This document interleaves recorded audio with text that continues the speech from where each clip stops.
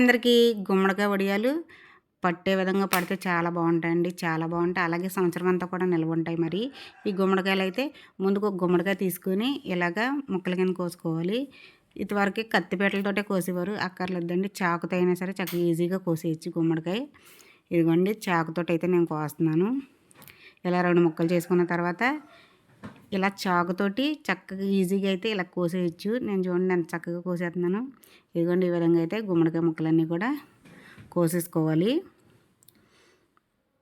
కత్తిపేట ఉంటేనే కానీ అమ్మో గుమ్మడికాయ కొయ్యలేం అనేవారు కదా. మరి కత్తిపేట ఎందుకండి, చక్కగా ఇదిగోండి చాలా ఈజీగా అయితే చాకుతో కోసేసాను కదా.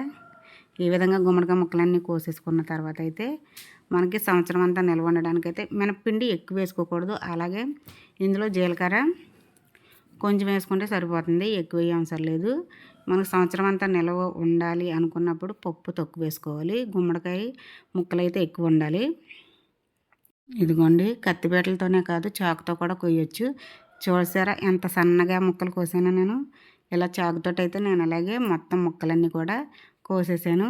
ఇక మరి ముక్కలు చూడండి ఎన్ని అయినాయో.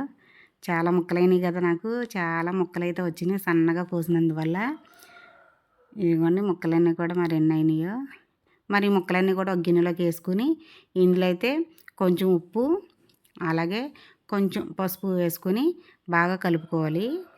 కలుపుకున్న తర్వాత నేనైతే చాలామంది పలచట గుడ్డలో కడతారు కదా, నేనైతే ఏం చేశానంటే డీమార్ట్లోని నేను తీసుకున్న అది లగేజీ పెట్టుకోవడానికి ఒక క్యారీ బ్యాగ్ ఇస్తారు కదా మనకి. క్యారీ బ్యాగ్ అంటే సంచి లాంటిది. ఆ సంచిలోనైతే వేసానండి ముక్కలన్నీ. చాలా ఈజీగా అయితే ముక్కలు నీళ్ళన్నీ కూడా బయటకు వచ్చేసినాయి. ఇదిగోండి ఇది నేను వాడాను అనమాట. ఇందులోని చూడండి నీళ్ళు ఎలా వస్తాయో. మనకి ఈ గుమ్మడికాయలో ఉన్న వాటర్ అంతా కూడా చక్కగా బయటకు వచ్చేసిందని చాలా మట్టికి పిండేసాను నేనైతే. పిండి ఇలా పిండుతుంటే చూసారా ఈ క్యారీ బ్యాగ్ నాకు ఎంత యూజ్ఫుల్ అయిందో. మరి ఇప్పుడైతే ఈ నీళ్ళన్నీ పిండేసిన తర్వాత ఒక చిన్న రోల్ అయితే బరువు పెట్టుకున్నాం కదా, మరి నైట్ పప్పు నానబెట్టుకున్నాం కదా, ఇందులోకి అయితే ఒక గుమ్మడికాయకి అయితే 300 గ్రాముల మినపప్పు అయితే వేసాను నేను. ఇదిగోండి ఈ 300 గ్రాముల మినపప్పు కూడా మెత్తగా రుబ్బేసుకున్న తర్వాత మళ్ళీ మిక్సీ జార్లో కొంచెం జీలకర్ర, అల్లం ముక్కలు, పచ్చిమిర్చి కూడా మిక్సీ పట్టేసాను. మరి గిన్నెలోకి మినప్పిండి వేసేసాం కదా గుమ్మడికాయ ముక్కల్లో, అలాగే మిక్సీ పట్టుకున్న పచ్చిమిర్చి, అల్లం, అలా జీలకర్ర కూడా వేసేసాం. మళ్ళీ రుచికి సరిపడగా సాల్ట్ అయితే వేసుకున్నాం. మరి చూసారా గుమ్మడికాయ వడియ ఎంత బాగా వస్తుందో. ఈ విధంగా అయితే ఎండలోని కవర్లు వేసాం. కవర్ల మీద అయితే వడియాలు పట్టాను. ఇదిగోండి ఈ కవర్ మీద ఇలా వడియాలు పట్టుకుంటే తీసుకునేటప్పుడు కూడా చాలా ఈజీగా వచ్చేస్తాయి.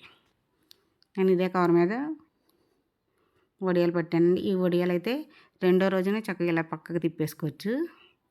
ఇదిగోండి పక్కకు తిప్పేసుకున్నాక కూడా ఎక్కడ ఇరగకుండా బాగా వచ్చినాయి కదా. మినపప్పు అనేది తక్కువ వేసుకోవాలి వడియాల్లో, అప్పుడు మనకి సంవత్సరం అంతా నిల్వ ఉంటాయి. చాలా బాగుంటాయి కూడా అండి వడియాలు, చాలా రుచిగా కూడా ఉంటాయి. మరి ఈ వీడియో మీకు నచ్చిందా? మీకు నచ్చితే మరి గుమ్మడికాయ వడియాలు వీడియోకి అయితే ఒక లైక్ చేయండి. అలాగే మరిన్ని వీడియోల కోసం మా ఛానల్ని అయితే సబ్స్క్రైబ్ చేసుకోండి. మరి ఈ వడియాలు మీరు పట్టుకుని ఎలా వచ్చినాయో నాకు కామెంట్ చేయండి. మరిన్ని మంచి వీడియోలతో కలుద్దాం. అందరికీ బాయ్ అండి.